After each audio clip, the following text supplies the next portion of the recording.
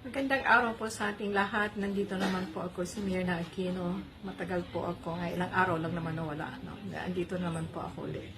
Pag-usapan natin yung rally noong October 12 ng mga DDS or Duterte supporters. Mukhang kakaunti lang sila. No?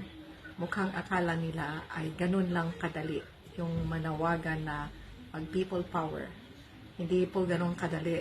Pinahihinog po yan sa panahon. At kailangan sigurado ka sa sinasabi mo na yung mga sasama. At nakita naman, wala naman talagang gaano, sabi nga nila, nilangaw.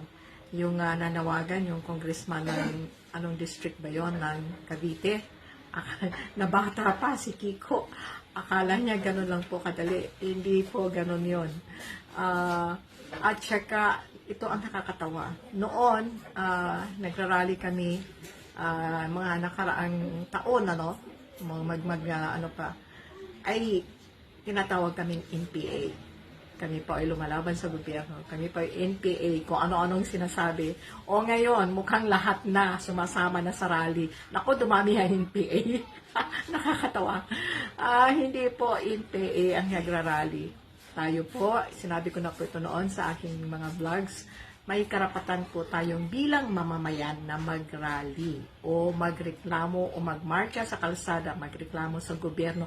Ano ang gusto nating iparating sa ating gobyerno? Lalo na ngayon talaga, nagrarally, sumasama na sila, buong bansa na ngayon nagrarally dahil matindi na talaga ang nangyayari. Noon, nire-red tag ang mga nagrarally.